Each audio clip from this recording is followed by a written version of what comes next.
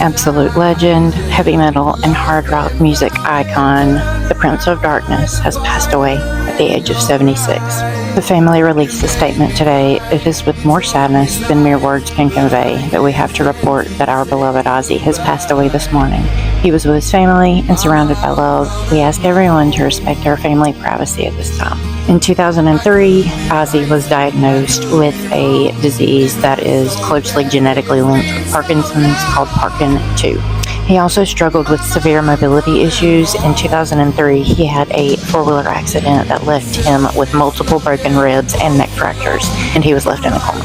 In that same year, he was diagnosed with Parkinson's. He had come out in February and said that he was having mobility issues, and they didn't think that he'd be able to travel back home to England. Ozzy became the frontman for heavy metal band Black Sabbath in the 60s. Due to his alcohol and substance abuse, was kicked out of the band in 79, but they later reunited and actually just had a final performance with Ozzy on July 5th. He performed Crazy Train sitting on a throne on a stage, and people say that it was epic. Along with a lot of his songs being about mortality, there were some outrageous acts by Ozzy that kind of cemented his image and name as the Prince of Darkness. Like the time that he chomped down on the head of a bat that just so happened to be flying through the concert. Ozzy sold over 100 million albums, both as a member of Black Sabbath and as a solo artist. He was inducted into the UK Music Hall of Fame, both solo and with Black Sabbath. He received numerous other awards for his music as well, and then in the early 2000s,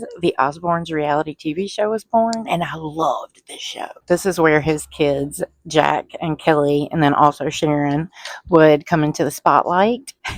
It was awesome. You can go to the Osbournes YouTube channel and watch the basement tapes to catch reruns of the Osbournes. Ozzy had 6 kids, Jack, Kelly, and Amy with Sharon. He also had Jessica and Lewis with his first wife, Thelma, and he adopted her son from a previous relationship. This is one of my favorite shows. If you recognize this setup, you'll know this is from Jack, Sharon, and Ozzy's show, The Osbournes Want to Believe. Jack is really into paranormal investigating, and he would present clips to his mom and dad, and on a boogie woogie scale, ask them if they believed. And they would normally give like really low ratings because they thought it was all bullshit. Ozzy and Sharon met in 1970 when her dad was the manager of Black Sabbath, and these two did not get together until she became his manager as a solo artist. They got married in 1982, and Sharon had an interview in 2023 where she said she can't believe she has spent more of her life with Ozzy than without him, and she stated that she could not imagine life without him. Like any relationship, it wasn't all butterflies and rainbows. It's Ozzy freaking Osbourne, but they love each other unconditionally, and you can tell, and they are definitely couple goals.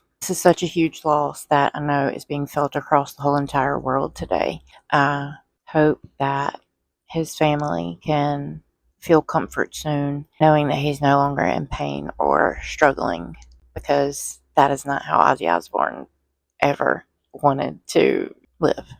I think if I had to pick 2 songs by Ozzy that are my favorite, my number one would be Crazy Train, that was released in 1980, and then Take What You Want, when he did a collab with my all-time favorite musician, Post Malone, that was released in 2019. From his musical talent to his outrageous stage performances to his reality TV show appearances and talent and humor, Ozzy will go down in history as the GOAT and will forever be cherished by so many, and his music will be enjoyed by many, many millions to come. Let me know in the comments what are some of your favorite songs by him, and tell me your favorite memories about him.